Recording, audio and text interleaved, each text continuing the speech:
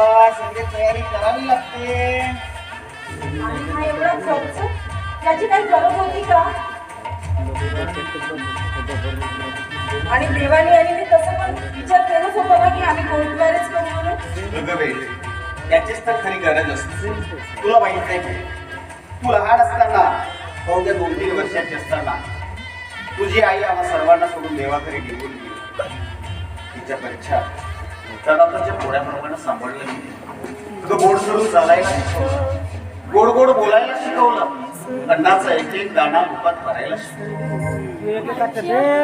कोणी तुला वाढवताना तुझे स्वप्न इच्छा आकांक्षा हा तुझा बाप नाही पूर्ण करू शकतो.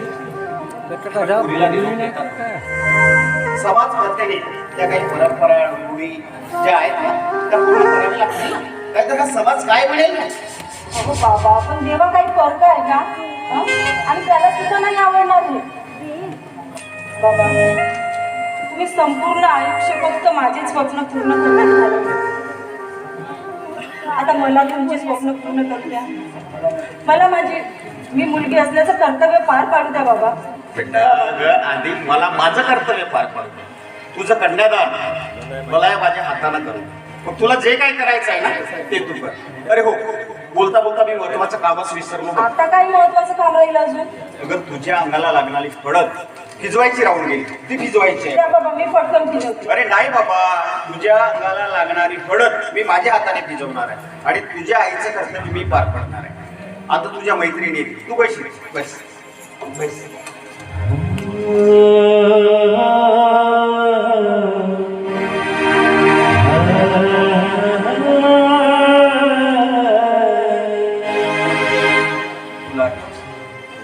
अगं तू लहान असताना देवा आणि तू भातुकलीचा खेळ खेळायचा आणि त्या खेळामध्ये ना देवास तुझा नवरा व्हायचा आणि त्याच भातुकलीच्या खेळामधल्या लेकरांचं उद्या लग्न आहे. पण यावर विश्वासच बसत नाही माझा. नाही बसत माझा विश्वास.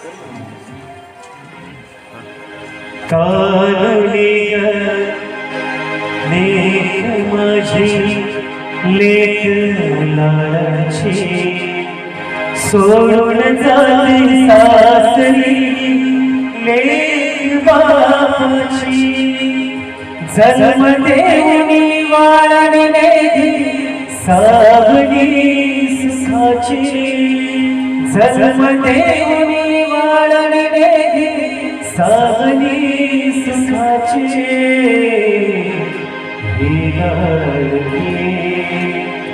बापाची झाली सास.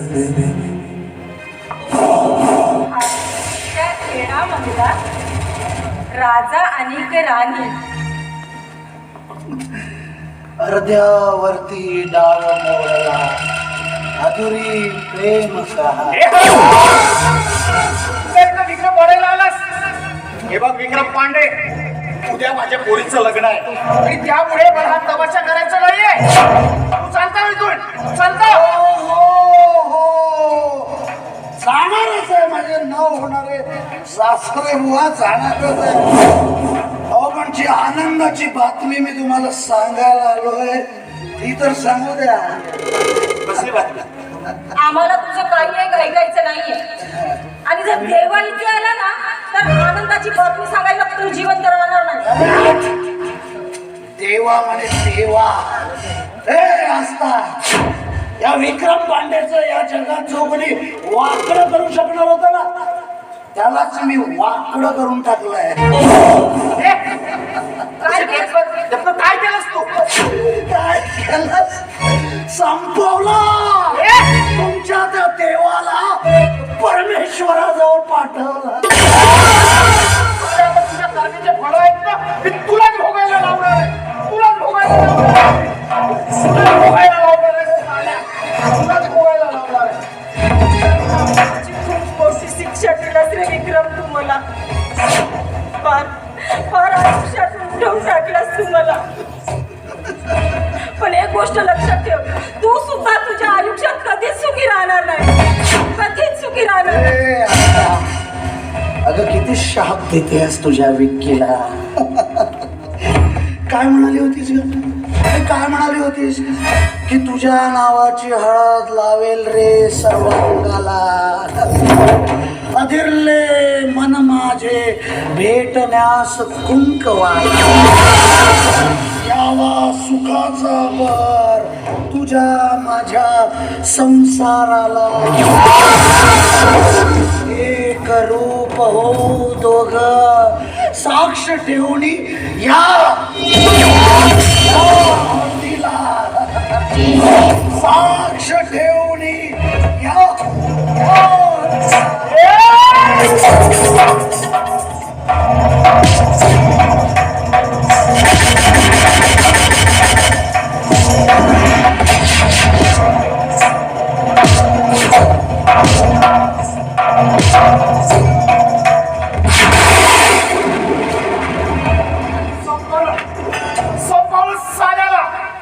माझ्या पोरीच्या बरोबर लपलेल्या किनारा मला तुला दरकार सुद्धा जागा नाही. सगळं संपलं. माझा देवा मला सोडून कायमचा निघून गेलाय. आता मी कुणाकडे पाहून जगू बाबा. सगळं संपलंय. असं काही होणार नाही. तू या सारा नालायक माझा विश्वास ठेवू नकोस. मी देवाच्या नावाची हळद तुला लावणार आहे. हे या साल्याच्या रक्तात भिजवून.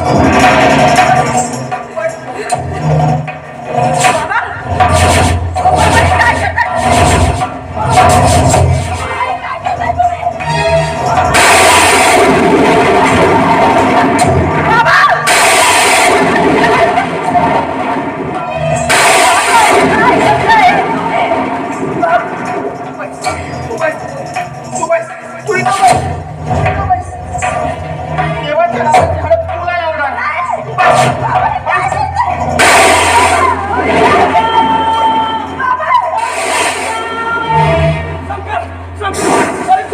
करून आपल्या देवाला ठार केलं.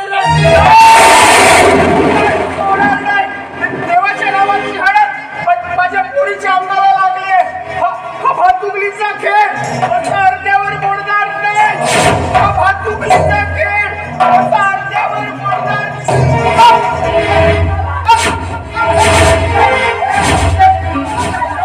खेळ हा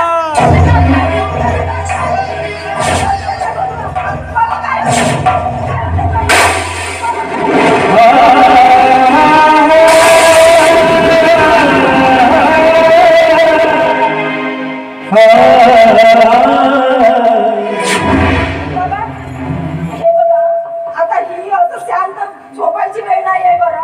माझ्या मैत्रिणी कधी येत असतील. आता सांगा ना त्यांना ही निवांत झोपण्याची वेळ आहे का? सांगा त्यांना माझ्या मैत्रिणी येतील आता. बाबा मी बसते इथे तुमची आस्था करते. बाबा उठा ना. उठा ना. खूप चांगला मस्करी आता. उठा बाबा मी बसते इथे. बघा मी बसले. बाबा उठा ना. आता माझ्या मैत्रिणी येतील ना. काय म्हणतील ते मला? बाबा उठा ना. तुझा बाप मेलाय पोरी.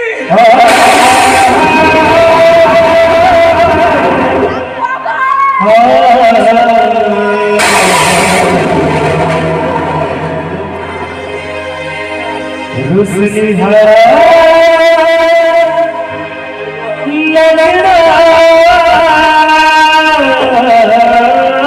लढणाची. रुसली हळद लढणाची.